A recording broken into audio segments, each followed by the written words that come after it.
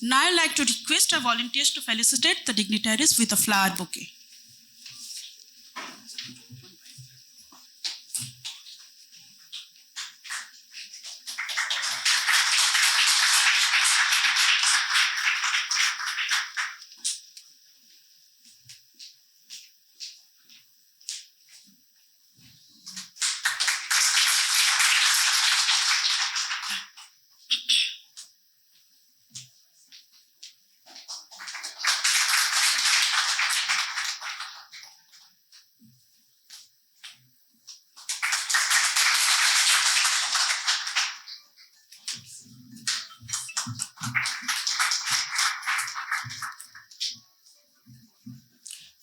Thank you all the volunteers.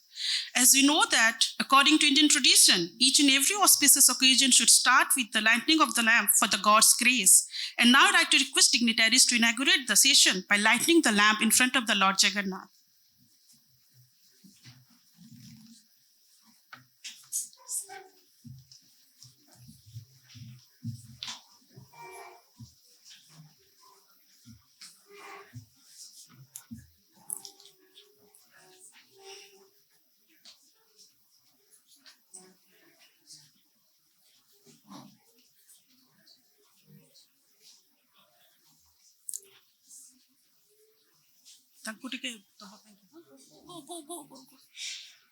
Pragati ilde rao jone jao.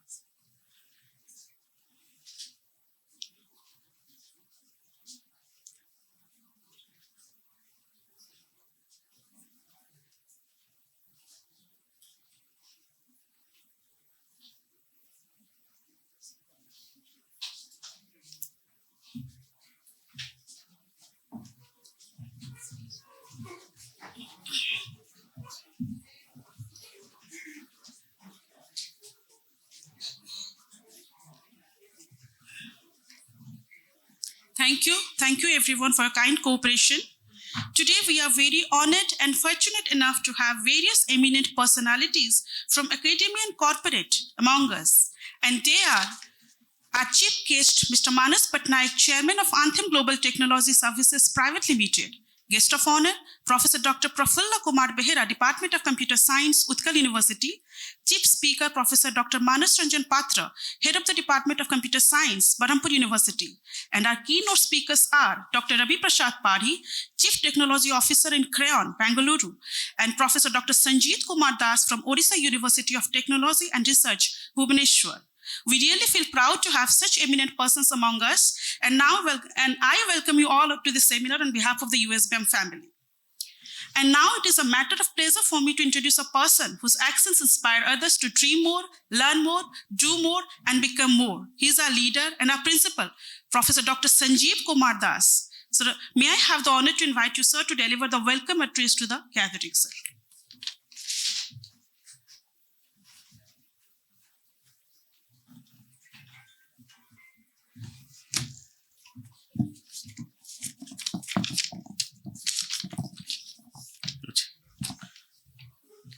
Honorable Director, sir, of Unit School of Business Management, Mr. Somakant Balwandray, respected Chief Guest, Manas Patnaik, Chairman, Anthem Global Services Private Limited, Revered Guest of Honor, Professor Prafulla Kumar Behera, Utkal University, and respected Chief Speaker, Professor Dr. Manas Ranjan Patra, Berhampur University. It's a great pleasure to welcome all of you to this Unit School of Business Management, and especially on this occasion. At this outset, I would like to thank all staffs and students for their effort to organize such a big event. And our college has continuously striving to enlighten the minds of technocrats as well as future managers. And today, we are organizing a very informative and very interesting seminar which will be the next generation technology in everybody's life. So our topic is sensor, cloud and IoT. You know, if uh, if you have watched a movie Minority Report and a very popular web series that is Black Mirror, then you can understand what is IoT and what is sensor and what is cloud. Generally, cloud is used for saving data and retrieving data as and when it is required. And the example of IoT is just like a pacemaker in the body of a human and a chip inside a animal for tracking the movements. So we have invited very eminent speakers, so I will not take much time. And once again, I welcome all of you to this seminar. Thank you.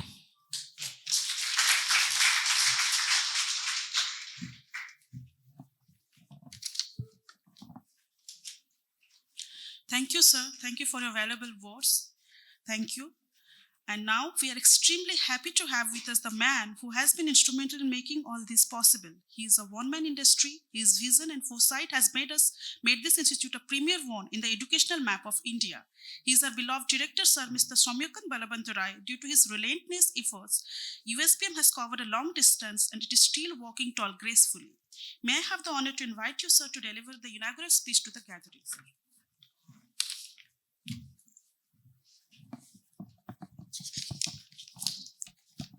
Esteemed dignitaries on the dais, respected principal sir, dear delegates from other institutions, and dear USBM family members and my dear students, I welcome all of you. It is a great pleasure to be here in this national seminar on the emerging technologies. It is said that technology is best when it brings people together. At the same time, it must have a human face.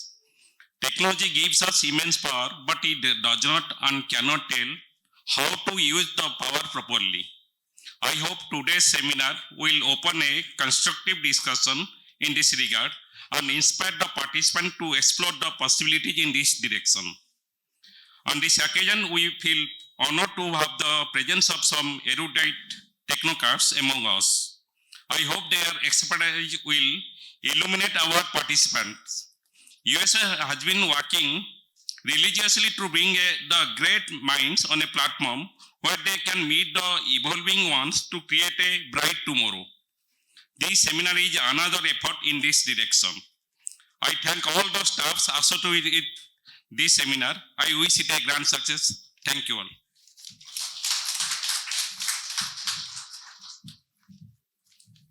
Thank you so much, sir, for your thought-provoking address that really sets a platform for our dignitaries to present their presentations. Thank you, everyone. Now I'd like to request Professor Asmita Mishra ma'am to carry over the session.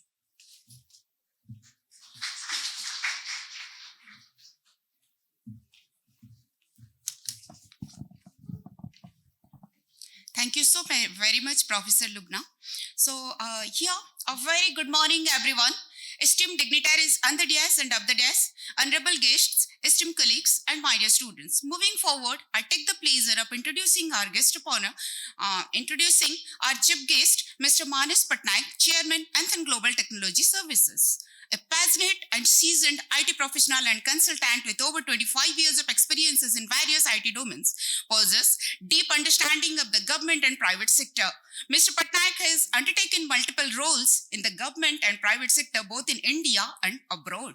He offers variable qualification in all phases of project, network, and technical management, paired with international leadership, the areas of project, lifecycle development, and project team supervision, complemented with proven success in leveraging IT delivery practices across large enterprise business clients within rapidly changing equipments. Mr. Patnaik, as the chairman and the chief mentor, has been driving the force behind privately held Anthem Group with wide-ranging interest in IT and IT-enabled services delivery, IT infrastructure management services, NEEC IT consulting, policy making, strategy initiatives, strategy advisory services, IT parks, sales consulting services, and business advisory services. He also serves several companies in the capacity of board member and special advisor. His special area of interest in entrepreneurship development and promoting startups in the SME segment. Our joys make no bound to listen from you, sir. Please.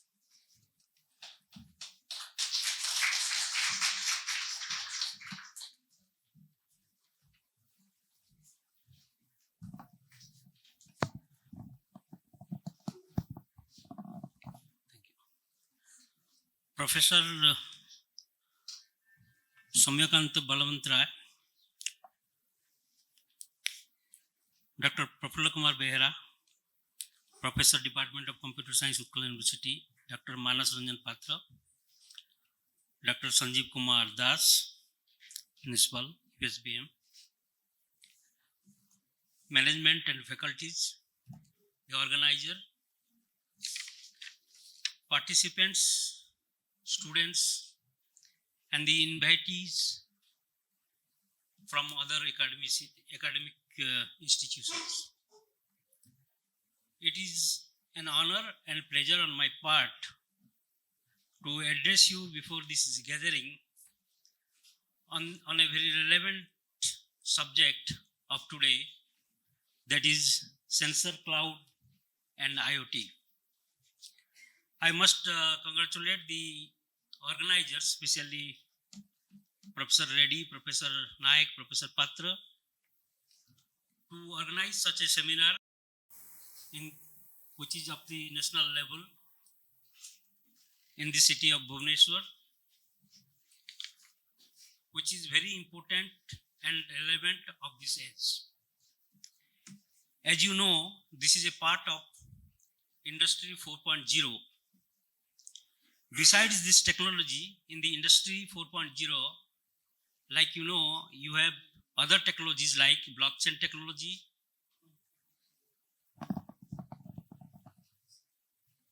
artificial intelligence, you have machine learning, of course, you have Web 3.0. And Industry 4.0, as you know, all these technologies which I have mentioned, they are not exclusive. They are not inclusive of each other. They are inclusive of each other, I mean. So all the technologies are overlapping with each other. If you talk about one technology, you have to use some other technology in that. And this is the revolution which is bringing this Industry 4.0. And I'm very happy that we are talking about this technology. And this technology is not only for the future, it is already happening in our life.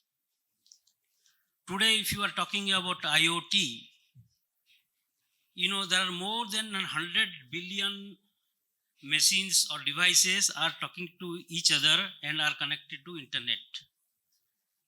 Besides the devices and the machines, there are more than 1 billion people who are connected to internet at the same time over last 1 year or 2 years. So you can imagine what the machines are doing. They are transmitting data, they are receiving data, they are processing data. Similarly, people are also processing data, they are transmitting, they are receiving through different tools, different devices, like through Facebook, through Google, through Amazon, through Flipkart, through anything. And the data are not only text, it is video, audio, all kinds of data are coming. So much data, I mean billions and billions of terabytes of data are moving in the globe today. And to manage those data, you can imagine so many people are using so many tools for which the internet is the backbone. So many machines are being used. And these database are being kept in different places in the data center, which requires hardware. These are with different database with billions and billions of records, and these are being handled by the big data. And when you are putting any query or like searching or seeking, out of so many datas, so many records, structured and unstructured data, finally you are getting the result in few seconds. And how these things are possible? These things are possible because of the higher technology, not only in the hardware, software, and in the communications. So a lot of R&D is going on, thanks to institute like yours, where the researchers, academicians are working day and night to develop the technology.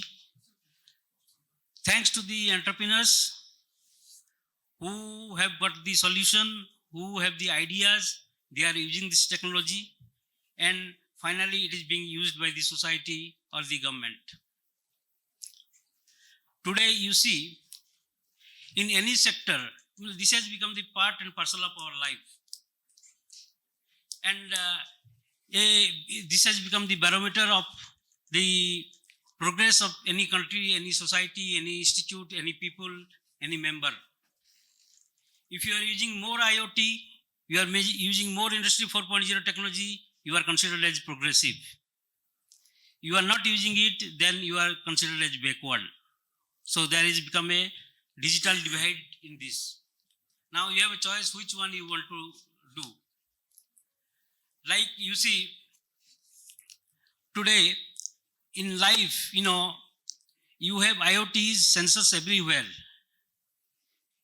I have this smartwatch, I measure my walks, my steps, my heartbeat, my BP, etc. And any problem comes, directly it comes to my phone and my doctor's phone. I got a mobile through which I use my Facebook, I use Amazon, I use any other thing. And what is there? There are sensors here, a network is getting connected here, the processors are here, these local processors are going to cloud, it is getting processed, and it is going to other devices through which I can get the help.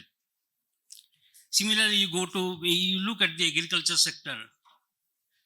Even in Odisha, people are using sensors in agriculture sector. Banking, the cars, the automobiles, the logistic and transport, everywhere, any education, the smart classrooms, anywhere you go, you see the smart technology or the technology with the sensor, the cloud, or the IoT.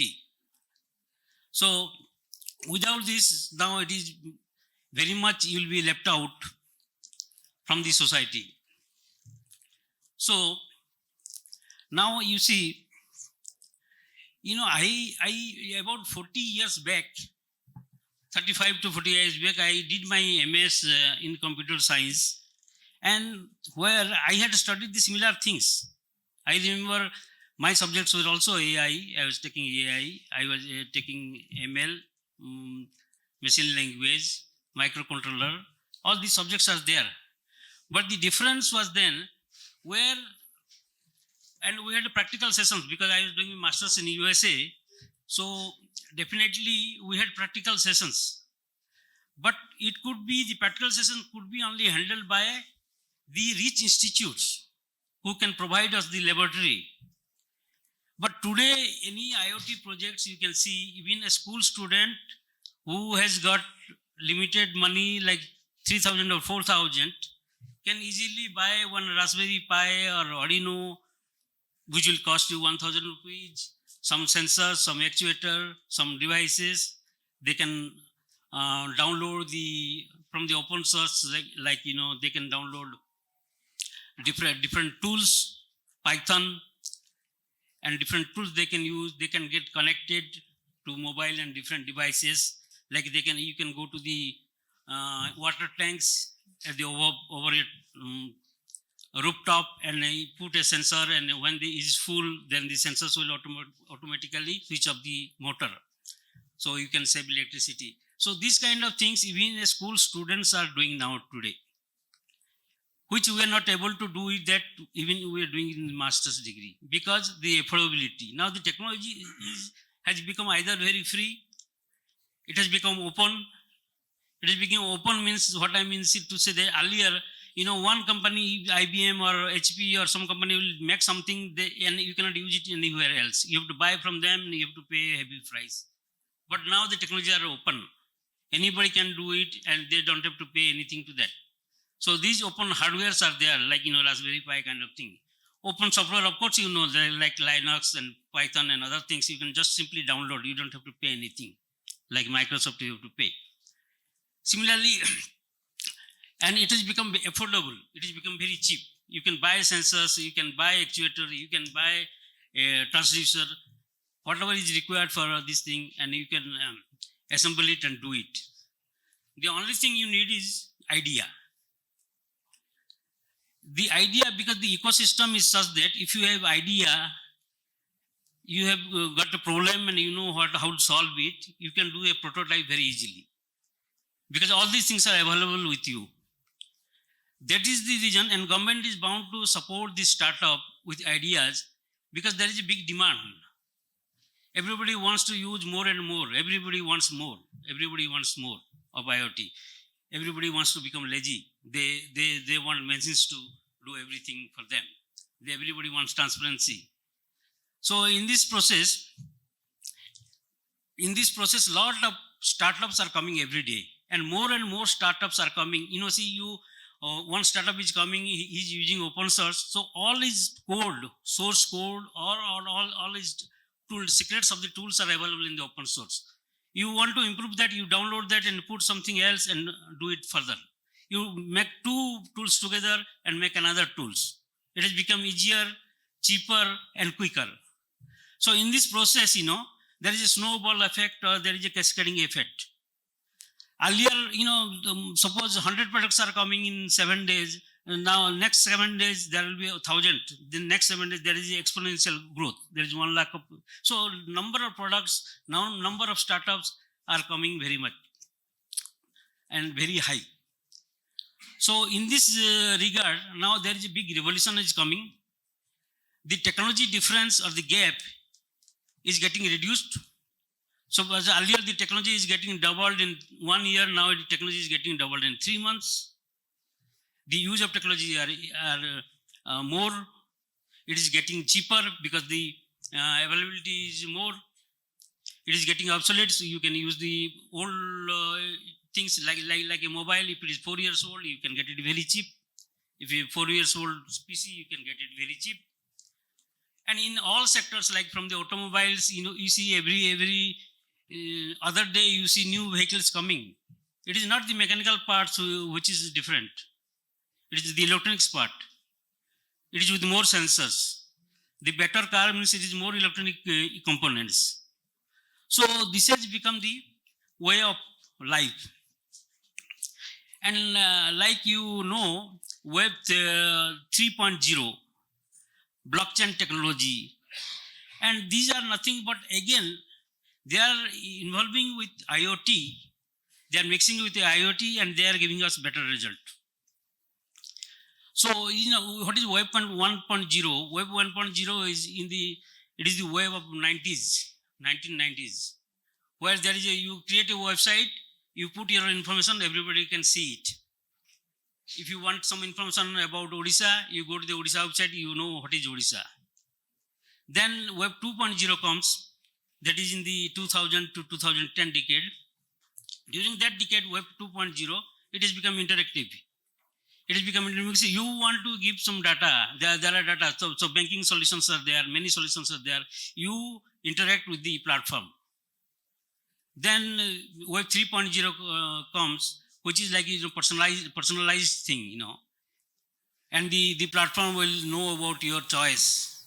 Suppose you are using a Facebook, and the Facebook knows that you like dosa, then some restaurant will know that since you like dosa, they will send in a drone technology through IoT, and it will come to your home. This is free dosa, you take it. If you like it, you buy it next time. So how it is doing that? It is the AI. By looking, suppose you are using the first Facebook and you are talking about dosa, then it will help you. So there are many good things, but the question is also there are many bad things also. So let me tell you, the technologies are not bad. Suppose like the drone will come with a stick and it will beat you. They know that you don't like BJP, so BJP will send a stick with a drone and they will beat you. So, but the technologies are not bad. The people are bad, or the designer of the technology, the designer of the product is bad. So you have to, it can be. So looking at this example, now how it can be sorted out? It can be sorted out through blockchain. It can be sorted out through the cyber security. So using the blockchain and cyber security, you can restrict these things. You can catch, because if the blockchain is there, everything is transparent. Everything is local. So you will get to know who has done that. So once you catch them, the next time you will not do it. Through cyber security, you can put a firewall who can do it, their user authentication is required. So in this way, all these technology getting together and helping us.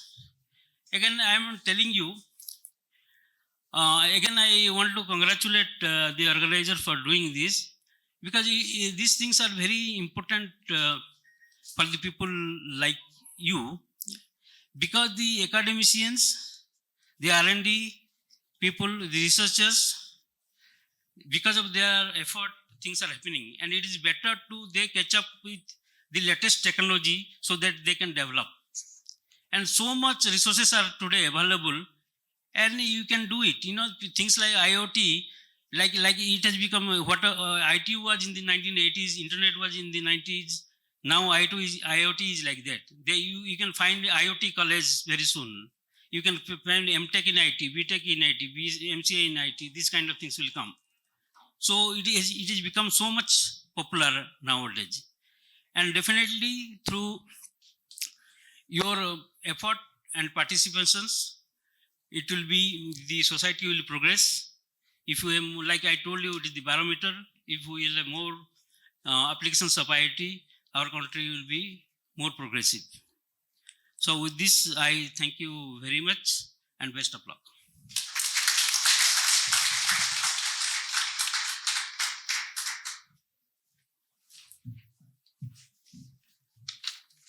Thank you so very much, sir, for the informative session, which through a use light and IoT sensor their utility, emerging career in the technical world. Thank you so very much, sir. And definitely our students must have gathered a lot of information about IoT and sensor-based technology. And definitely they must be planning to have their career in that. Thank you, sir. Thanks for the informative session. Moving forward, here I take the pleasure of introducing our guest speaker, Professor Dr. Prafulla Kumar Behera. Currently, Dr. Behera is rendering his services to the prestigious Utkal University as a professor, completing his MCA from Andhra University. He obtained his doctorate degree in computer science from Utkal University, where he has been posted since 1993. Prior to this, he has visited Sambalpur University and OCSE Bhubaneswar. Dr. Behera has guided several research scholars to obtain their doctorate degree. To his credit, Dr. Behera has published several books which have been published in national and international journals on cloud computing, advanced computer application, C and C++ programming, mobile networks, IoT, and the list goes on, expanding their length. So here we are eager to listen from the legendary personality, Dr. Behera. Please, sir.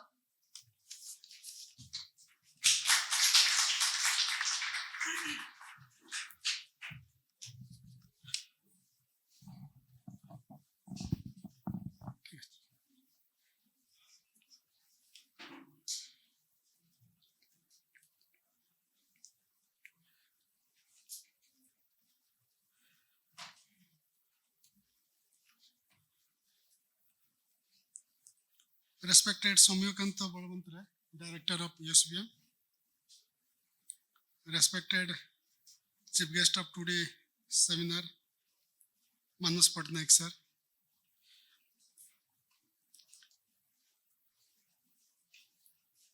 Respected Professor Manas Patra sir. And respected Dr. Sanjeev Kumar Das, Principal of USBM. And my loving faculty, staff, and dear students. Okay, good morning to all of you. First of all,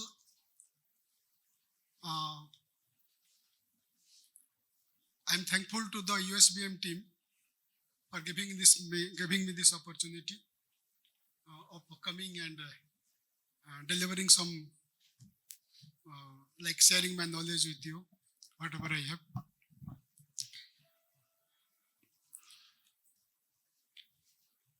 I would like to extend my greetings to the honored guests, faculty, peers, researchers, and students.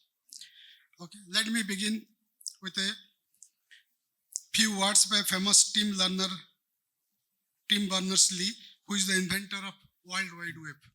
He had told, "The web, as I envisioned it, we have not yet seen. The future is still much bigger than the past." And I think all of us, we realize that saying of Mr. Lee long back. The world of ICT has now become essential and a part of our daily lives. It is crucial for us now to understand and to ensure that we explore this mode in a way that makes us leaders who guide us or who guide the students in the world of fast-paced technology of communication. The great responsibility of carving responsible individuals and stakeholders who will take over the reins is tricky, since the development of technology can mean progress, but the human aspect shall come only from us. Technology will give you the advancements, but we should not forget the human aspect of the technology also. Okay, we have to balance it. The next generation technologies are here, and we are lucky to witness a time as transformational as what we see today. Today's seminar and the entire world right now has their attention on three things. That is the theme of the seminar. Okay, sensors, cloud, and IoT, which are the famous trio of next generation technology. I would like to congratulate the team USBM for choosing such an impactful theme. The IoT is slowly getting transformed into Internet of Everything, making it even more useful to every one of us. Global trade and commerce are being completely transformed by this, while the impact they have now will multiply manifold in future. All the developed and developing markets are changing the way the process of conception, production, and consumption evolves. Besides, anything as a service. That is basically the theme of cloud computing. Okay? Anything as a service, as a concept, is revolutionizing the computing world. The technical advancements have made the older technologies redundant, which gives a great scope of research to all the budding researchers. The gradual shift to 5G technology will redefine the way we look at data and the usage of internet, and making it a very viable area for further research. The world today is progressing fast into an interdisciplinary plan where the practicality of the newly researched fields is not limited only to the books and papers, but rather are being turned into practical applications. As there is a saying, with power comes responsibility. If you are put into a responsible position, okay, you don't enjoy only power, you become more responsible. Okay, becoming responsible is rather more important than enjoying the power. Okay, so with power comes responsibility. So even though the multidisciplinary aspect of next generation technologies brings together scholars and academicians from various fields or varied field, we need to be the torch bearers. We need to be the torch bearers who lead them into the futuristic tomorrow. Research is not just about applicability. Research is all about bringing a balance into the world of knowledge.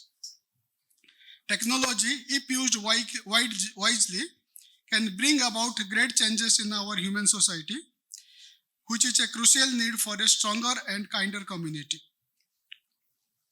We have to build a strong community of students. Okay, basically students are more important for us. We have to build a strong community of students who use technology for a holistic development where kindness, compassion, and inclusivity are achieved. Finally, I would like to express my gratitude to the team USBM for this invitation. My congratulations to the team USBM for organizing such a great seminar on emerging and timely theme. Okay, this is the need of the hour. I am sure that the participants will learn a lot from the scheduled technical sessions. Okay, I am also grateful for at least our dignitaries who kept our request to come over here, because I know Manas Patnaik sir since last 3 decades. Okay, before Utkal University, I was there in Okak for 1 year, 92 to 93. So I know Manas sir since then. That time I came to Bhubaneswar. Okay, and I know Manas Patra sir since last 25 years. We have a great association, and I love him like anything. So whenever I get a chance to meet him, okay, I feel great. Okay, and I also know probably more than 2 decades, Mr. Soumyakanta Balavantra. He's in the field of education since more than 2 decades. Okay, so it's a great time to meet all of you and talking to you. Thank you.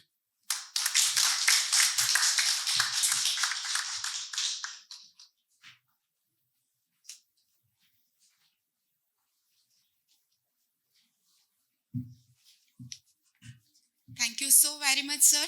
Again, I use brief worthy information about sensor, cloud, and IoT, which are going to be very much applicable for Industry 5.0 in the technical world. Thank you, sir. Thank you very much for the informative session. Again, here I take the pleasure of inviting and introducing another eminent personality present here, Professor Manas Ranjan Patra. Dr. Manas Ranjan Patra holds a PhD in computer science from the Central University of Hyderabad. He is professor and head in the Department of Computer Science, Barampur University. Currently, he is also the Dean of Science and Technology, Director of IQAC, and holds many other additional assignments in the university. He has been teaching computer science for the last 35 years. He was a United Nations Fellow at the International Institute of Software Technology, United Nations University. His research interests include artificial intelligence, machine learning, cloud computing, and data mining. Dr. Patra has successfully guided 20 PhD students and more than 100 masters. To his credit, he has 200 plus research publications in reputed journals and conferences. He has extensively traveled to many countries in USA, Europe, Australia, Africa, and Southeast Asia for presenting research papers, chairing technical sessions, delivering invited talks, and for participating in panel discussions. He has been a member of additional board and editorial and program committees of many international journals and conferences. He is a member of Association for Computing Machinery, US, and life member of Computer Society of India and Indian Society of Technical Education. The list goes in, and I'm just tired of reading out the profile. We are really eagerly waiting to listen from you, sir. Please.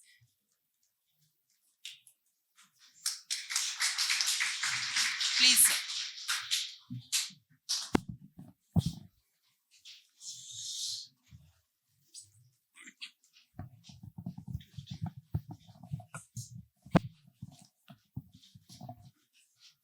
So, a very good morning to all of you. Good morning. Yeah. So you are very much alert, right? I just said to confirm that you are alert. Uh, Esteemed director of the USBM, Balwant Ray Babu, the principal of the college, Das Babu, and the chief guest of this function, Mr. Manas Patnaik, and my dear colleague, Behara Babu, as I call him, and the workforce of this institution, the whole lot of faculty members, because without you, the institution is very difficult to run an institute, and the very agile student community right here in this, and especially the organizers, those who took interest in organizing such an event. I must, in the beginning, I must congratulate all of you for having conceptualizing this kind of an event to happen here in an institute like this during these difficult times. And I also consider this as a privilege and honor to be part of this particular event. So I was very carefully listening to the previous speakers, right from the chief guest and Behera Babu, who talked about different types of technologies. It's true that the technologies are coming up very quick, fast, right? Maybe the things that we studied some 30 years back, things have really changed. For example, I wrote programming in Fortran and COBOL. I'm not very sure that how many of you have heard about the programming language called COBOL, but now nobody talks about it. Of course, there are some legal, some old systems still run on COBOL in US and other places, but at least the legacy system which still runs on COBOL, but these days nobody talks about COBOL, but they talk about, let's say, Python, Java, things like that. Well, anyway, technologies will be there. There will be some disruptive technologies which will bring a change in our thought process, and people will start using. For example, nobody knew about these mobile phones. No? I mean, I still remember somebody said in one of the articles that a day will come when we can see the persons with whom we are talking. And I was thinking that it's just a story, but I think it's so much happening today. I mean, I think that things that are happening here are being captured, and people somewhere, probably they are very closely observing what is happening in this room. So that's the kind of connectivity, that's the kind of accessibility that we have achieved in all these years. But one thing that emerges out of this, at least from the student community, is because I find most of you are students, there are three things which are very important. Technology will come, technology will go, and the technology in which you are trained, and by the time you get into a job, you will be asked to work on a different technology. So maybe in a different platform. So you have to really adjust yourself very fast. But there are three things which are very important for a professional. The three I's, right? The ideas, innovation, and implementation. So there are people those who have made a big difference is just because of their ideas.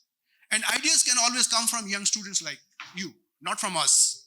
Because we, over a period of time, because of our maturity, we have developed some kind of rigidity in our thinking. We can think only in one line. And it's so difficult many times to adopt to new technologies. But I think you are very smart. You can adapt to technology very quickly. And you have all those brilliant ideas because you are much more exposed, because you spend more time with your small device like a mobile than we do, right? Because very consciously, we try to avoid using mobile phones. Okay, that's a different story. Because in that context, let me also advise you, use your mobile phones in a very judicious way. Don't waste your time. Okay, there are a lot of interesting things that you can get from the mobile phones, but there is always a possibility that you can be distracted. So try to make the best use of that and see things which are beneficial to you. So ideas are very important. So if you have a brilliant idea, I think you should follow it up and try to implement that. Again, I don't want to elaborate because we have a long session where we'll be discussing many things like that. I think every day you open your newspaper or read a magazine or listen to somebody who said that people are big because of their ideas, right? They have thought differently. We think, almost all of us think in the same way, but if you think differently, if you can observe the problem that need to be solved, which requires attention, which needs some kind of a technology involvement, intervention to provide a better solution. So that's where you can have some kind of a recognition. So that's how there are a lot of emphasis that is being given on expressing your ideas in different forums. Now, you can have brilliant ideas, and once I say that, okay, you should have an ideas, you can think of many things. But just take a pause and think whether this is innovative, whether this is something new that you are saying. If it is not new, if somebody else also has already done that, probably you will not be able to attract your people. You will not attract many who will listen to your ideas. So innovative thinking, right? That's the second thing. And the third thing is the implementation. But I think I'm not giving a lot of emphasis on implementation because there are technology which are available to you, right? So those days, even for drawing a line, you used to write a very complex program running some 30, 40 lines. But now you have all the software which will draw the line for you, right? Which can take an image, which can segment it, which can analyze it, which can enhance it, and really it can do a hell lot of things. So implementation is not a problem. So what is the beginning is the idea and the innovative thinking. And again, let me tell you, the students, you can do that. Now, I think when we are passing through difficult time during the COVID period, people really thought about these kind of technologies and they felt the need for getting connected, to remain connected. And I know that many of your young students, they suffered because of some kind of emotional distress, because we were locked down and we couldn't really meet people and so on and so forth. Even for the IT professionals, for some time they really enjoyed because they were allowed to work from home. But then when they were confined to their rooms for 6 months, even beyond that, they sort of developed all kinds of emotional distress. And I'm sure that you know about all that. And many people were hospitalized, there were anxieties, an anxiety attack and things like that. So then people thought about how one can really get connected, right? So, but today we are going to talk about a technology which is not just connecting human beings, but we are talking about a set of technology which is going to connect the machines even. Now, in this context, let me also share, I don't know, because I see many students, let me share this idea. Any of you know in which country this Skype came for the first time? Any idea? Any of you have come across some news item or saw in the internet, Google search, the Google Guru? So there is a small country, I don't know whether you have heard about the name or not. There is a small country called Estonia. Any of you heard this name, Estonia? So I had an opportunity to visit this small country in the Eastern European, very much on the north part of this. I think all these wars that is going on in the Eastern European and the west side of Russia. So we have some problems and all. Now these are very cold countries, right? Scandinavian countries, very cold countries. So normally when people go to the office, now when they come back, they have nothing to do with because it is so cold outside. So they have to be confined within the house. And there are very good institutes and things like that. And normally what happens that people don't move out. They are confined, no socialization, nothing of that sort. They are confined to a room. And over a period of time, they observe that there are a lot of suicide cases. So then there are some social activists that try to do a little bit of research. Why people are committing suicide? So they observed, the study says that in those countries, Denmark, Estonia, Latvia, and there are few other countries in those places. Now, because young people are confined and they're not able to interact, they're not able to exchange their ideas, and they're not able to socialize themselves, they went through some kind of a depression. And that's the reason why they're committing suicide. So that was the studies, that's it. And then they come out with this idea of how they can keep them engaged even beyond office hours. And that is how the Skype came. Even I was not also aware of that. So during that conference, when the mayor of the Estonia, he came, a small place called Tallinn. So he said, many of you, the participants, those who are coming from different countries, you must be thinking that Estonia is a small country. And probably the last evening you might have visited the whole of Tallinn. But do you know that the greatest thing that you have contributed? There are few people, of course, they were just whispering. But then he said, we made a contribution like Skype. So that was the technology which they gave for people to getting connected. Of course, now we have all kinds of Google, Zoom and other forms, but that's the way they thought about this. So this is innovation. That's what I'm trying to say. So they thought about a societal problem and they wanted to solve it by bringing technology into that. Now these ideas can just come. Say for example, everybody might have seen an apple falling down from a tree, but that day when Newton saw, he thought about the concept and he gave all kinds of Newton's laws and all that. So that's how you never know that how the ideas can come. And always I really value the ideas coming from the students. And we love to, like teachers, like seasoned teachers like Professor Babu and all, we love to interact with the students. Now, even when we go to institute to conduct a YIVC examination, the purpose is not to give them marks, but just to understand what they know and probably help them to understand, create some kind of interest, right? So that's the way we should do. Okay, I'm just moving to a different context. Now, I don't know how many of you have really made the best use of the COVID time when you were locked down? And probably some of you took good lunch, a good dinner, and slept, and watched the TV or things like that. But then, after the COVID time, I was just told that when the companies are interviewing, they're coming for placement. They're asking how you have made use of this, whether you have added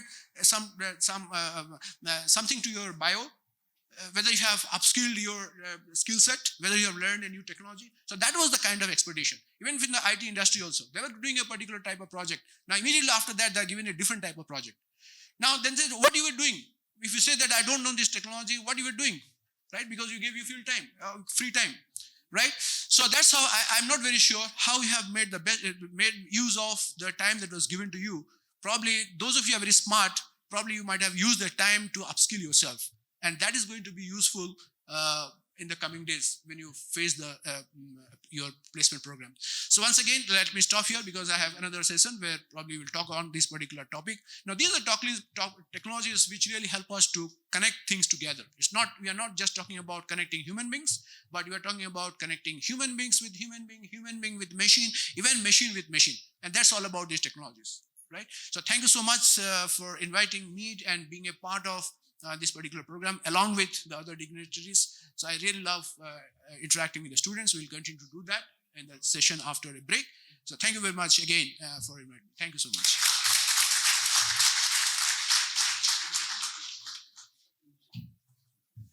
Thank you so very much, sir, for the splendid, highly worthy session.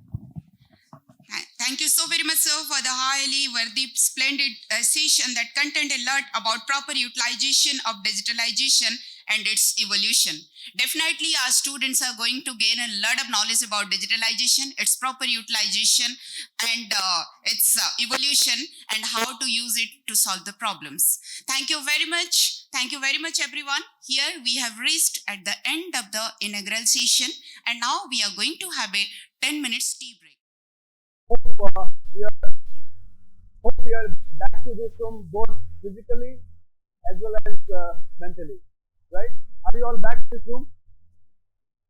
Now don't ask me saying that why are you not able to see me? You can always ask me that. Why I'm saying? Because you have to be here both physically and mentally. So that is why I'm saying whether you are back to this room. Okay. Now once again, I feel very much privileged to be part of today's seminar. As you can see, the topic that I'm going to talk on is slightly different from the theme. Now, when the theme is Sensor, Cloud, IoT, the trilogy of next-gen technological innovation. Now, why is it trilogy? Because it's a marriage of two different entities, right? It's a combination of two different technologies. That's how it's called trilogy. Now, but I'm just using a slightly different term, or like to introduce that. What is known as a cyber physical system, right? And there, I'm trying to introduce how you can use these two technologies to enable a cyber physical system. So that's the thing on which I'm going to talk. Now, I think I'm going to talk about it, then I the physical running we'll see also be getting connected. So in that time I'll try to split myself. So as you can see is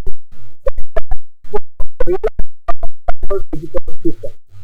Now what is the cyber physical system? Right?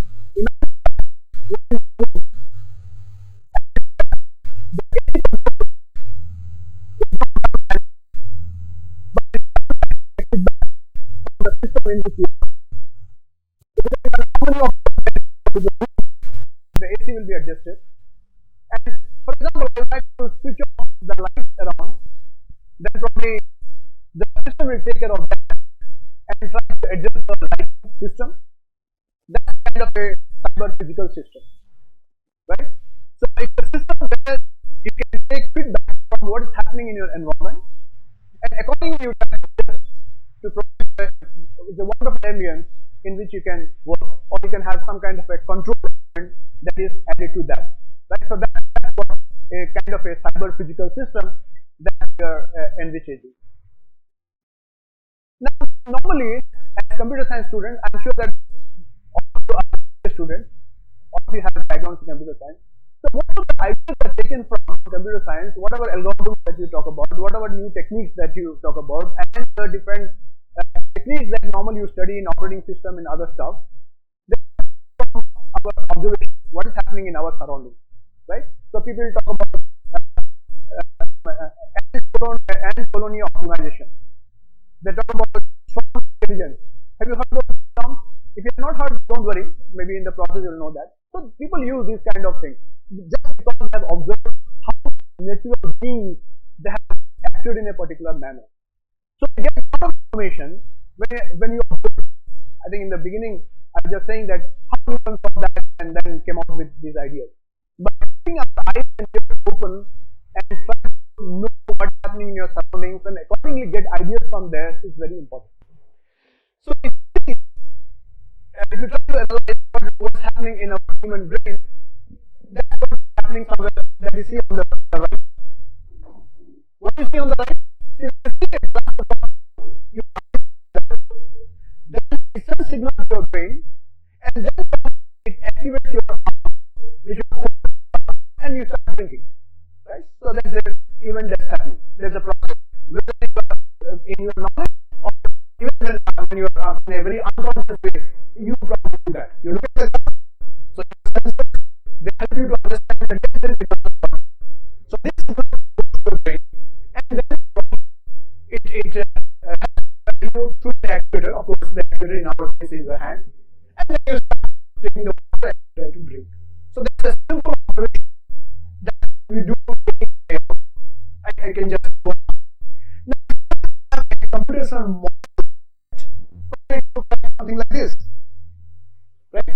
So a computational unit is situated in an environment where you have all kinds of processes, all kinds of signals from your surroundings. With if it's a human being, we have your eye, ear, touch, and all those sensors through which you take signals from outside, and then you do a bit of processing, and then with the help of some kind of actuator, with the help of some kind of hand, whatever, we try to perform something. So that's a computational model that we can derive out of our simple observation of what is happening in our environment, right? So basically what I'm saying that you should have a mechanism to capture what's happening in your surroundings and then create a model of what you see. Then with the help of a function, let's say a function, some kind of a computational unit which will process the data, and then you try to do some kind of control activities. Maybe remote try to control you behave in a particular manner, right? So that is the kind of a computational model that we can learn out of this observation. Now, this very concept of a cyber-physical system which has emerged, we are talking about getting information from the environment, processing it, taking feedback, and acting in a more stable manner, right? So that's kind of it. In a very simplified manner, what do you understand by a cyber-physical system? Now, some of the major components of a cyber-physical systems are, you can see the sensors through which you gather information. It has communication because the sensors gather information from where they are.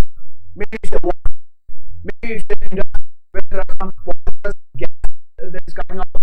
Or the various things, or maybe the agriculture field where you want to sense how much of water content is there in your shop.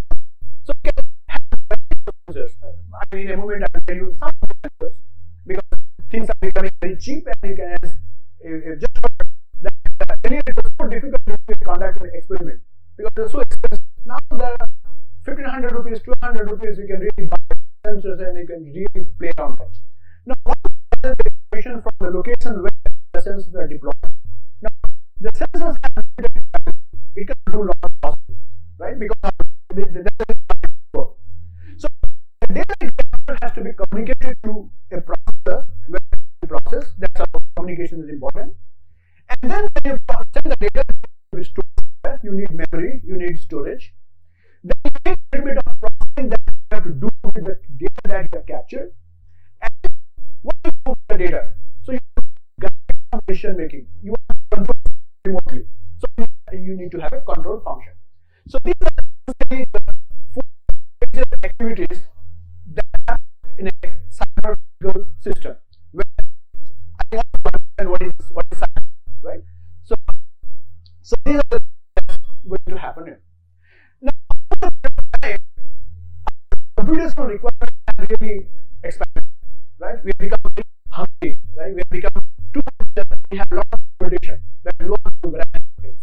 So our expectations have become one of the things, of the environment. We learn everything. I think as students, you try to know much more than what we want to learn. So of the environment, you need to know what's happening in your environment. Because that's how you can become smart, right? Smart is not very dressed with a suit and all that. Smart is the way you react to different situations. How you can handle different situations. That makes you a smart. You might have seen Sundar Pichai, you know who is Pichai? You know, many of you know. So, very careless and all that, but the more he starts speaking, so it really engages, right? So it's not about your dress and all. So you come from the information that you have and the ability to process that. That happens in our day-to-day life. That can also happen in a IT scenario. The second thing is just having information, awareness of your environment is not enough, but you must have the ability to gather information from variety of things. I use the word things, taking it from IoT, Internet of Things. Once you gather the information, you need to have the ability to exchange the information. Machine to machine. It's no more just human to human, but machines should be able to interact with each other. And the third aspect is the ability to process information intelligently. See, I think in the morning from the chief guest, the importance of data, right? Now, in a time when data are available to us profusely, but what do you do with the data? The smart people know how to make the best use of the data that is available to you. Right? Data is not enough because sensors will just give you some data because it cannot do you any intelligent. It will just give you some data, but it's up to you how you use of the data, right? So, for example, when you see that when you make if you have an experience of buying things, when you buy a particular thing in Flipkart or any other online service, it will from other things. How the Amazon knows that? How the Flipkart knows that? Because they have a lot of knowledge on the data they have gathered over a period of time. They PC, right? I think some of this you might have studied in your data mining classes, things that go together. And they don't have and that is enough information about things that can go together. So that is intelligent processing. Just information is not enough, but you need to know how to process it. So that is where you can use it to its benefit. Now, to motivate you, I mean, I don't know that you read it, but one thing that I'm trying to show you here, in the bottom you find the IoT, Internet of Things. That's about the hardware. It only talks about the connectivity that you need to have among the hardware devices, right? So you want to have information from resources, and next, for example, you want to process it, right? So the first is Internet of Things, where it talks about connecting the hardware devices, hardware devices. But the other we have written this iOS. Can anybody guess what is iOS? Internet of Systems. Okay, you're close to that. So certainly I'm not talking about the iOS operating system for iPhones, right? It's not about that, right? They're probably smaller. So Internet of Services, right? Internet of Services. Okay, it's very close to what you said. Now, things are getting, we tend to outsource things, right? And I need a particular service, you don't have to do it. For example, if you want to organize an event like that, you may work out how to order for food, how to order for arrangements and all that. There are different managers those who will do that, right? Maybe the event manager will outsource certain aspects of that to somebody else, right? So that has been a new model of computing, what is known as the Internet of Services, right?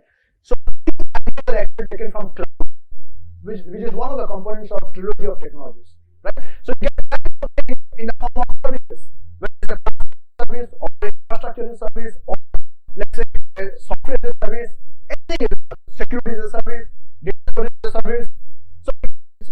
imagination will only limit what you want to see in the service, right? So it's a modular concept. It's a new way of imagining the computational paradigm, right? It's a new computational paradigm people are talking about.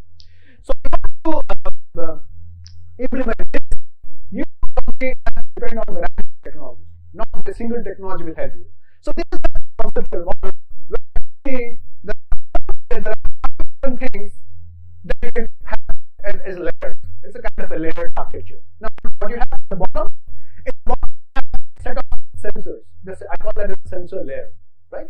So in your cyber space, you need to gather data from the ground, from so a variety of sensors which will enable you to gather data from where things are happening, where some things is going on. It can be a it can be industrial setup where you want to monitor your pressure, monitor your temperature, or somebody who is moving, you want to monitor his movements using some proximity sensors and so on and so forth. And these days, people started talking too much about sensors because most of our vehicles, for example, the Tesla, right? So people talk about unmanned or self-driven cars like that. So who is driving there? So basically, the sensors which will enable you to gather information and will guide you how things should move. So sensors have really grown over a period of time. So there's a lesson that we will talk about variety of sensors. And every time you find there is a new sensor which is coming to the market and a lot of competition, things are available at a very cheap price. Now, the connection layer, as I said, as we discussed, the one gather data sensors, because they are very limited storage capacity, you can store a lot of data. So then you the processing through a smart sensor, and then that has to be communicated to a central server, right? So it has to be communicated. So you need to have the appropriate mechanism, the protocol, the communication protocol will enable you to transfer the data to some other location. Now, the data there, because the huge amount of data that you gather over a period of time, if you want to monitor something 24/7, so you can just imagine how much data that you will gather. Now, that has to be stored there. Now, our desktops and our workstations, they run out of memory because of the volume of data that you are gathering. So you need some kind of some specialized provider which will secure your data and will give you to the access to that kind of data whenever you want, wherever you want, at any time you want, right? So that is the concept of cloud has come on, right? In the form of infrastructure service or in a storage service. Now, data is not enough because if I need to know how I'm going to process it, whether I apply a machine learning technique, whether I apply a neural network or any other technique, or and so on and so forth. So I think some statistical technique or whatever, or a deep neural network or a convolutionary neural network, whatever that you want to use, you need processing, right? So that's why you have some kind of a computing layer where different technology will help you. Whether you buy or download from the GitHub, or you want to contribute something to that, or different libraries available in Python, it's computing, right? So you need to compute there. And then one step ahead, with the process data, you want to take a decision, or you want to control some devices which are far away from you, right? I think you're not surprised the doctor is conducting an operation from US, maybe in Apollo Hospital here in Bhubaneswar, right?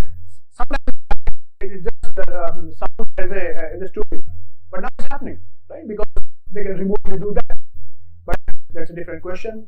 Needs efficiency and other aspects, but it's possible. So you can control different equipments, especially they're very useful in the work, right? The kind of work that is going on now.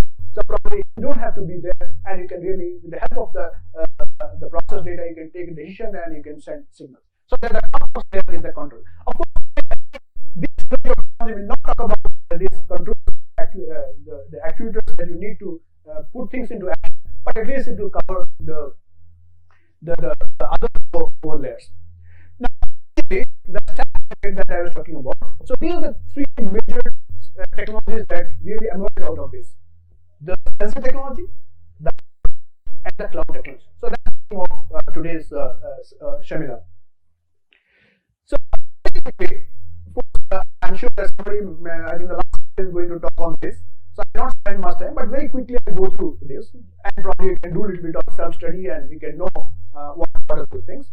There's a whole lot of sensors which are available. So here's some devices which can capture the data. I can just read it later. Maybe the organizers will pass on the slides to you. Probably you can have a look. But what's happening is the speed at which things are happening. So way back in 2003, I'm not sure whether you're able to read. The world population was only 6.3 billion, and the number of connected devices were only 500 million. So that was the stage. So the number of connected devices in 2003 were much less than the world population, which was 6.3. Now, in 2010, 2016, 2020, and so on, somewhere between 2003 and 2010, it was the number of the world population was almost equal to the number of devices. Because these days people have the habit of carrying 2-3 mobile phones, wearing watches, and where you have all the sensors. That's all. The number of connected devices has really gone ahead of the world population. And of course, this is some old data which projected the data for 220, where the world population is about 7.4 billion, and the number of connected devices was 50 billion, and the connected devices per person was 6.56. And this is very fast because most of the are now sensor based, right? So this is just to tell you the rate at which the use of sensors are growing. So whenever you have new sensors coming and you can really have some innovative ideas of making the best use of these sensors for your processing, so that's the way that things are happening. And I'm not sure, I was trying to check, but I didn't get the correct data. What is the situation now in 2022? Now, essentially, this sensor, because there are students, very quickly I'll tell you. So it has only a few components. A small central processing unit where you do processing, it's a microprocessor. Then you have a battery which will give you the source of energy for the sensors to work. And then there is a transceiver which will help you to gather information from the data from your environment. The memory where you want to store something, it's a very limited memory. And of course, a communication module which will enable you to communicate things to a far off place and even to the central unit. But there are some typical issues here because the battery power and the storage are very limited on a sensor. Because if you try to give more memory and more battery power, then it becomes a computer. And it becomes very expensive, and it will not be possible to have large number of sensors deployed in different locations. That's how it is deliberately made simple, so that the job will be only to gather the data and transfer elsewhere where the processing will actually take place. Now there are some commonly used sensors. I'm giving a list of that. We have temperature sensors, we have proximity sensors, we have pressure sensors, and a whole lot of sensors which are there which are available. Say for example a temperature sensor. As the name says, these sensors can be deployed to know the temperature. Right? Everywhere here and there you have these kind of sensors which can be deployed to know the temperature. For example, suppose there are so many people inside the room. Now if you feel the insufficiency of the environmental condition is getting a little hotter, just imagine that there is a sensor here which can show that this is the temperature now, and automatically it will trigger the air conditioning system to really cool down it further. It's quite possible, right? So you don't have to do anything without your intervention.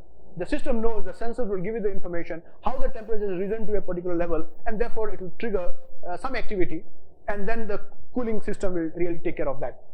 So that's a temperature sensor. Then you have what is known as a proximity sensor, where you can know how close, whether there is an object very close to you or not. The simple example is when you are backing up your car, you get a buzzer sound on the back, right? So that tells you that you are going to hit somebody, right? So that's the proximity sensor. Then you have pressure sensor, which will help you to know the pressure. Mostly it finds application in industries. Then you have gas and smoke sensors, which can identify or which can detect whether there is a gas or smoke in a closed room or in any other industrial setup. Accelerometers, where you can show how you are speeding up. And then you have level sensors, which can identify the water level. For example, in the morning we heard about, so for example, you have a high raising water tank. Every time it's not possible to know what is the level of water. So probably you can have a sensor there which can measure the length of the water available, and depending on your requirement, you can start recharging it because it tells you that yes, it has come down a particular level. Then you have motion detectors, where you can really find out whether an object is moving or not. and there are a lot of applications on using the motion detector, especially for the patients and especially for the elderly people, because you want to monitor them from a remote location. Then you have optical sensors, which will probably help you to check whether there is some kind of a light ray or things like that, to presence or absence of light. Gyroscope sensors, which can probably help you to observe the angular velocity. If something is rotating, if something is moving, in which angle it's moving, probably these sensors will help you doing that. Then you have water quality sensors, which can help you to detect the quality of water. And that probably helps you to distribute the water in a system in an efficient manner in a particular system. That's how there is a whole lot of sensors which are coming to the market in a very low cost. And most of the engineering students, they have started doing their projects using these sensors, right? You can really make the best use of the sensors, even to know the water quality of the overhead tank in this particular institute. Or you can probably have a sensors to count the number of students coming into the campus. So if the sensors are deployed somewhere near the main gate, and when somebody walks on that, so you exert a pressure, right? Or you can have a sensor which will find out how many people pass by observing the light when it penetrates a particular object. So you can use all those ideas to count the number of students in a particular campus and things like that. Now this has led to what is known as the Internet of Things, right? So I've just given a definition, probably you can read it later. IoT represents an ecosystem of interconnected physical, cyber-physical space, right? So this basically the idea is to create an ecosystem in an environment where you get the data from your surroundings and process it and probably use it for your benefit for the application that you have envisaged. Now these objects are addressable, which means they can have the IP addresses attached to that, so that you know from which sensor you are getting this information. And you can have clusters of, you have different ways of organizing the sensors. Again, I'm not going to the topology of how the sensors can be organized. If a sensor malfunctions, what happens, which other sensor will take over the charge, because you want to have a system which is seamless and you are not losing any data. So you can have all kinds of arrangement, either as a cluster of sensors, or you can a hierarchical arrangement of sensors. So that's a different story. But anyway, I'm not going to that. And they provide the specific services. Each sensor has a specific purpose and it provides that particular service. One measuring the temperature, other measuring the pressure, another one finding out the proximity and things like that. And they communicate with each other through standard protocols. So that's the way one can envision a connected set of devices which are used for a particular application to help you doing something. Now there are many applications of this IoT. This is just to create an interest. You find application of IoT in your smart city, in your transportation, in buildings, in agriculture, in factory, even in supply chain. So for example, during this COVID time, there are a lot of vaccines which were shipped from the manufacturer to the district headquarters and beyond that. I don't know to what extent in our country that was done, but in many of the other countries where they have the infrastructure, they could really monitor the temperature when the vaccines were moved from one place to another place.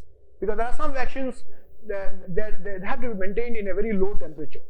Now, during the supply chain, as it moved from the source to destination, so it was possible to monitor the temperature and sending signals, capturing the data with the help of temperature sensors and sending it to a different location and observing what's happening and giving them the right input, saying that okay, you need to maintain it properly, just to make sure that the things are maintained in a particular temperature.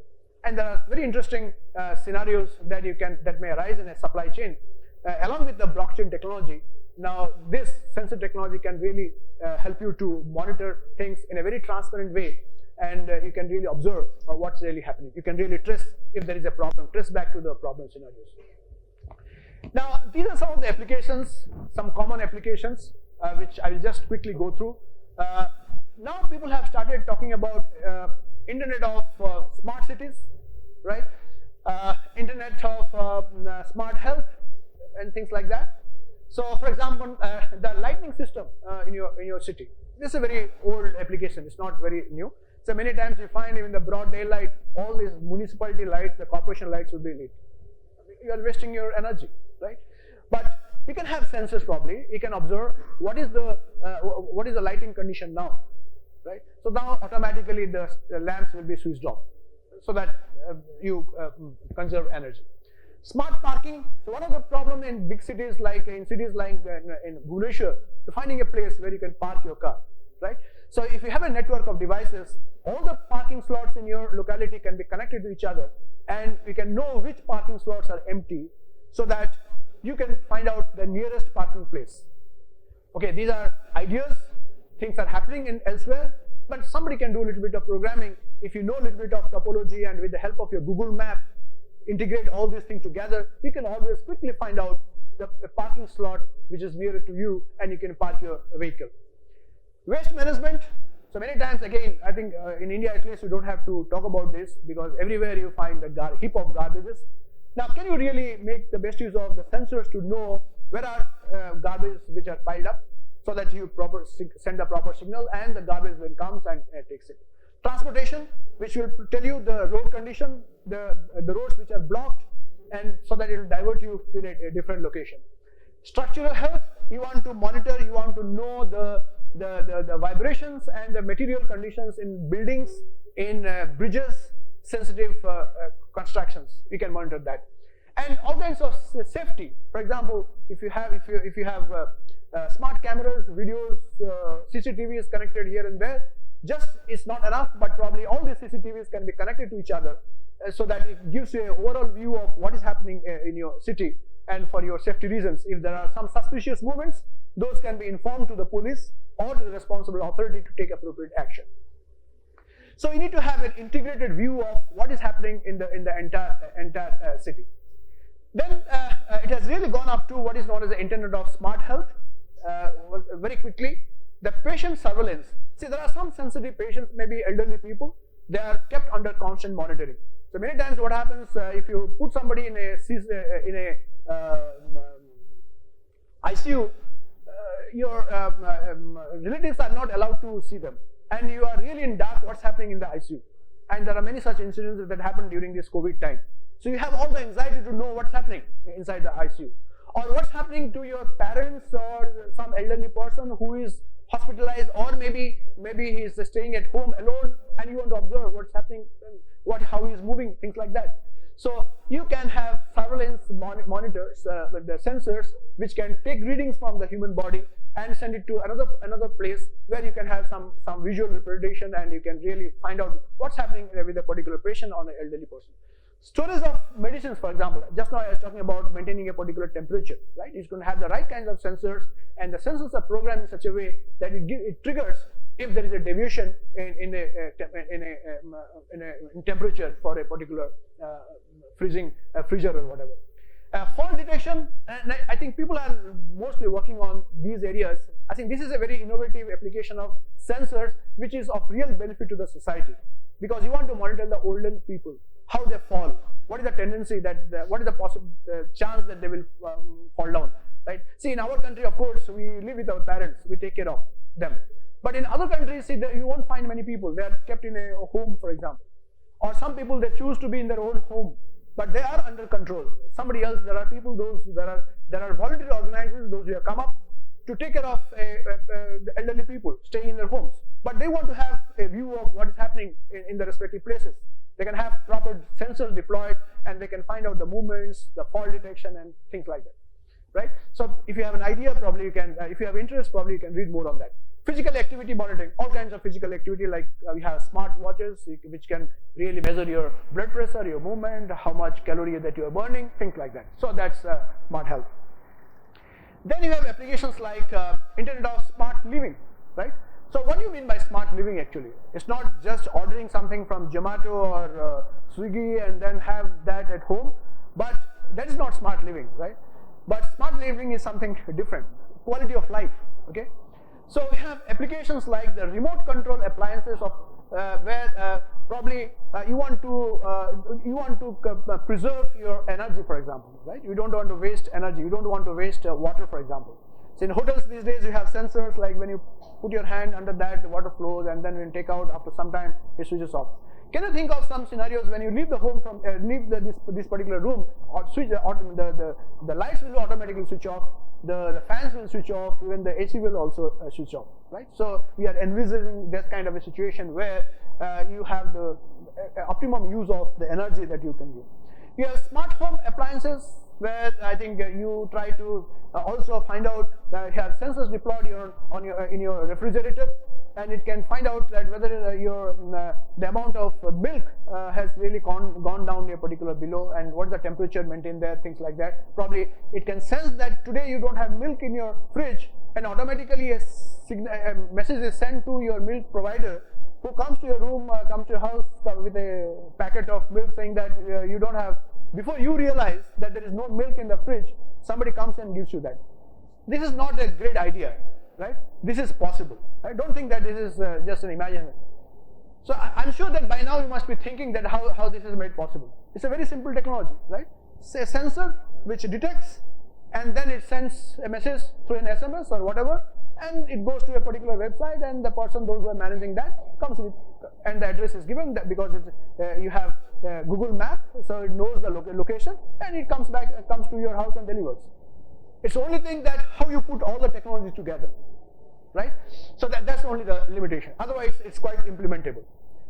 Safety monitoring. So as I said, your device is IP enabled. Therefore, you know the cameras, what kind of picture it's taking, and it can raise alarm whenever something goes wrong, whenever something suspicious that happens.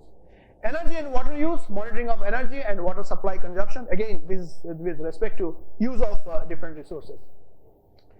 Internet of smart industry. There are different scenarios in an industry. For example, the poisonous gas or some kind of hazardous thing that is happening. So you want to monitor that, because human beings cannot go there. So you can have sensors deployed in those locations, and they give you enough information to act upon. And probably you can also use sensors to know the health of a particular device, right? So before a device really runs down, it really dies, it develops malfunction, you can really observe the health of your device, and you can do some kind of preventive maintenance for such devices. So these are things which are possible, which probably you can realize in your setup. And I think one of the biggest application of IoT you find in agriculture, right? So, which you call as the Internet of Smart Agriculture. Now, what is smart agriculture? Okay, I'm not going to define that, but you can see that we want to have the right kind of fertilizer for a particular plant. We have the right kind of treatment. So, if it's developing some kind of a insects eating away the leaves, or a particular amount of water is moisture level has to be maintained, or the water level has to be maintained. So we can have sensors which will alert you. And then these days, of course, we have drones. Anyway, the drones can go and start sprinkling water and so all that. Now these things people have already implemented. These are nothing new. I know there is a project sometimes back they're doing in IIIT Hyderabad called eSagu. I think some of their applications dealt with this in some of the farming lands in Andhra Pradesh, and some farmers, they really volunteered and they experimented these kind of things remotely. They could know the requirement of pesticides, and they could send signals, and they could take care of that. So in a microcontrolled environment, probably you can increase the yield of certain plants. The animal farming and tracking, probably you can track the animals. So for example, you want to track the tigers, or you want to track some rare animals and in a particular forest, right? So you can have sensors as they move. You can know where they are, their habits, their eating habits, what they're doing. You can really monitor them. So it's very interesting. And there are applications which are already happening here. Offspring care. So now an animal gives birth to a small baby, and then it has to be really monitored, right? So you can also do that. Field monitoring. Similarly, in a different application areas, you can monitor depending on the requirement in that particular domain. You can really monitor things.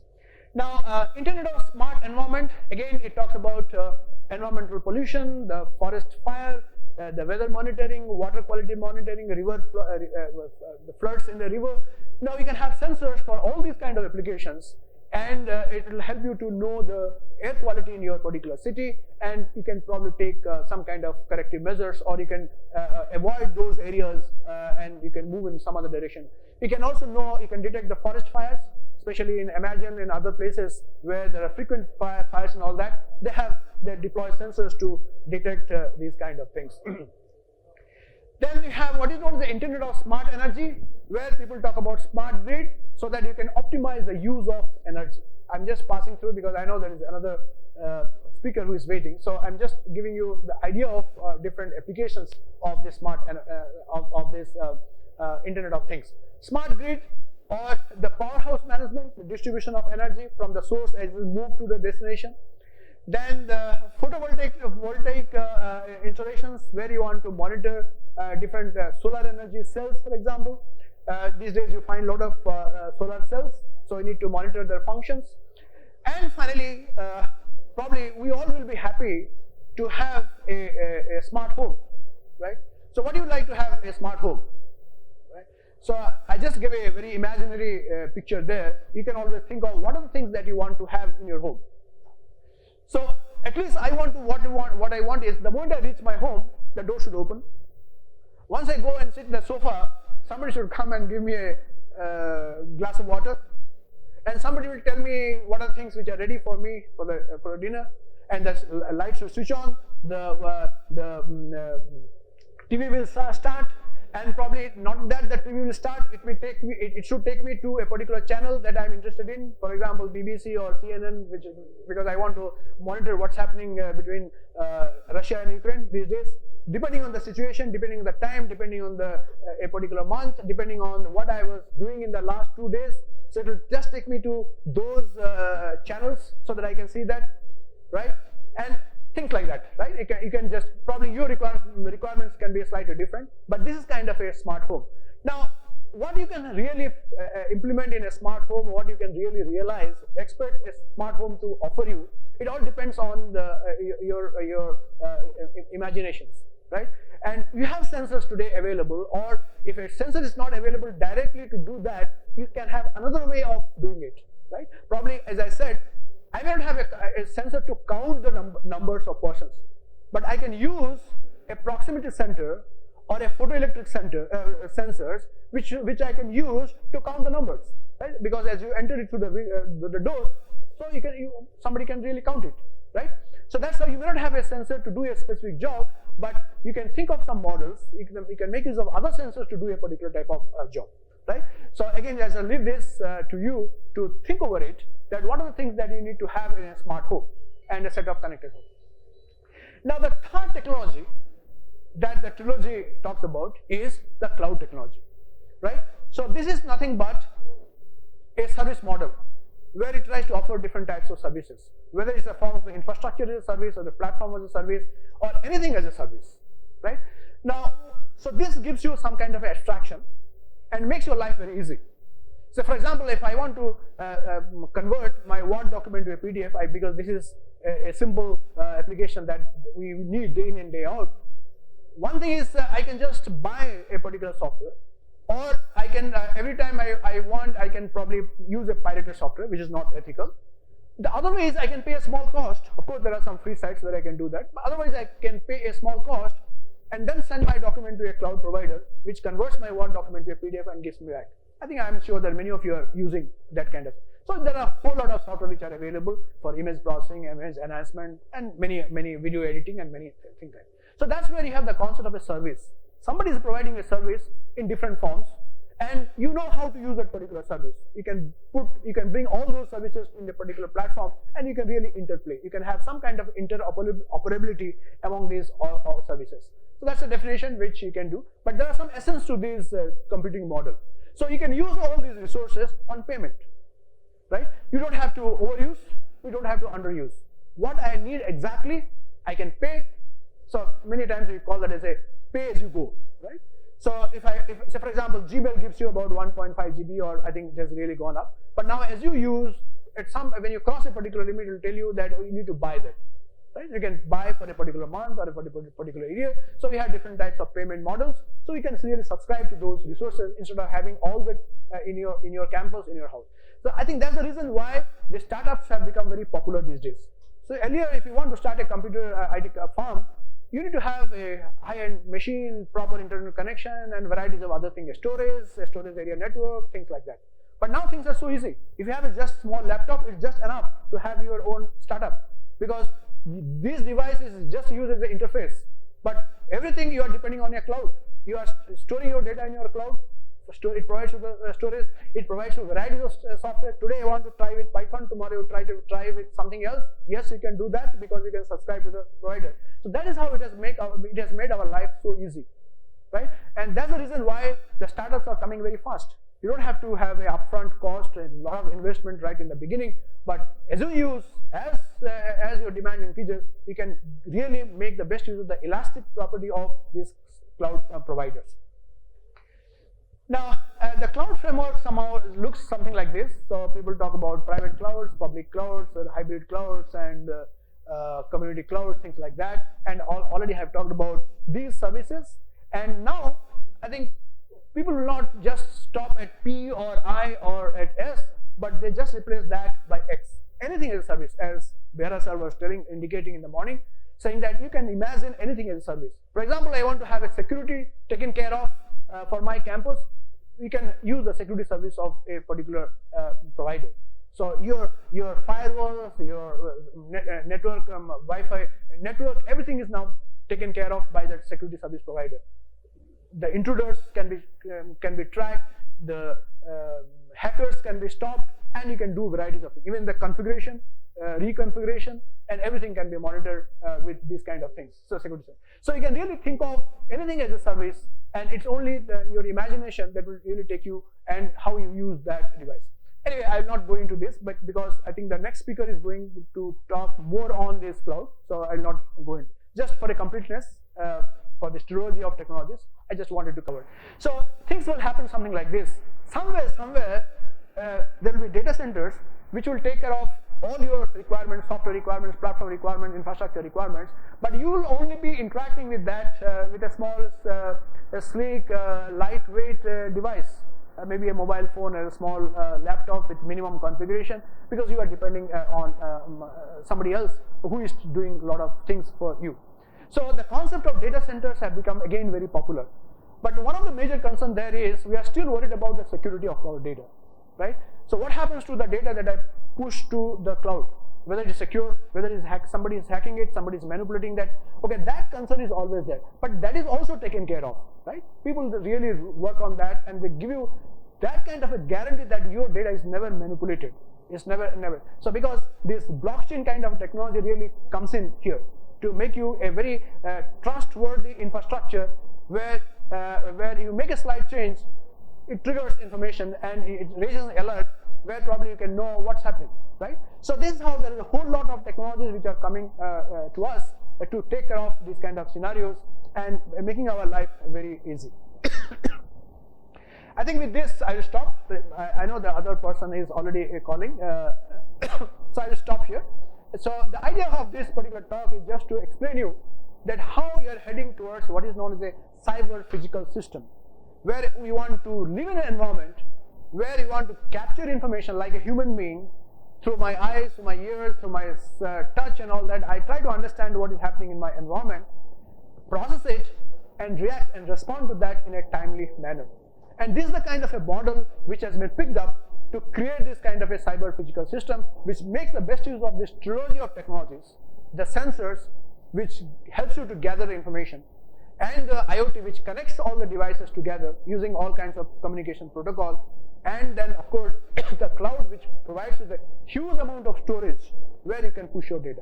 Just imagine that this 50 billion of, or even more than that, the sensors, the amount of data they gather, where I'm going to keep that. So your memory will really run short very quickly. So you'll exhaust your memory very quickly. But every year, I cannot upgrade my infrastructure. So that is where the cloud provider will provide you resources in an elastic manner. So as you go, more and more resources will be given to you. And when more people use it, obviously the cost will also come down, right? Because initially when the cloud storage costs were very high, but now things have really come down because more and more people use it. Now it's the responsibility of the researchers to give you those kind of models, to have a good marriage between the requirements of the customer and the best services that can be provided by the cloud provider. Because I don't see many researchers here, so I didn't discuss deliberately the resource issues here. So very interesting research issue, how you write a smart contract in a blockchain setup, how you develop an SLA, service level agreement between the customer and the provider, and how you preserve even in the sensor domain, how you lay out, configure the sensors, how you take care of the faults in a particular sensor, how you can do the preventive maintenance even for the sensors. The sensors are not like, they don't have an infinite life. As I said, they have limited memory, limited battery power, they will run short, and the devices will also malfunction. Now, how do you know that a particular sensor is giving the right information? Because the more and more you become dependent on a sensor, you are believing that the sensor is giving the right kind of information. But it may not happen that way, right? So it may give you some erroneous result. So in that case, how do you know that? So that is where your machine learning techniques and all that, to keep track of the history of a particular sensor and give you the right kind of information that something is going wrong and it needs to be replaced, and so on and so forth. That's how there are very interesting research topics, and people they are using on this and coming out with very interesting papers. If some of you have interest in academics, I wish that at least 10 of you from this institute should show interest in academics, because these days we have a dearth of teachers. Everybody wants to learn, everybody wants to earn in dollars. But people like us, those who earn in rupees, we still live. Bhairav is there, and your teachers are there. So there is a dearth of good teachers. I would recommend that at least 10 of you should show interest in higher education, do research, and opt teaching as your career. This is very challenging, and it will keep you always alive, very alert, because you get a chance to interact with the students, and that's what we enjoy. So don't run after dollars. The US president can make all the difference. Anytime things will change. Don't depend on the rubles, but depend on the rupees. Be in this country and contribute to our society in whatever way that you can do that. So again, I say, it's your ideas and the innovative ideas that matters. When you observe things, when you listen to these kind of things, and there are a lot of things which are there, which you can get from the internet, and try to make the best use of it. So thank you so much for this speech, a very quick talk. Really cut short because we are running sort of at least half an hour. It's supposed to, other speaker is supposed to join at 12 o'clock. Okay, John Helen? Okay. Sorry. So, now, because the other speaker is already there, after this, we can still ask questions. Right. Thank you so much.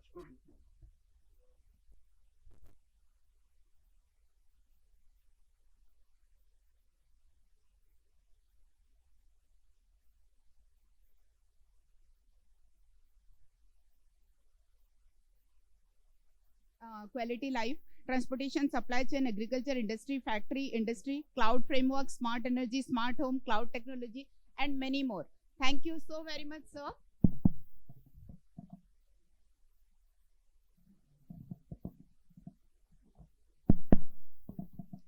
Now it's time that our honorable chief guest, Mr. Manas Patnaik, sir, will be leaving because of his some urgent assignments, pre-scheduled assignments. So I request our honorable principal, sir, to felicitate him with a token of love, the memento and the gift.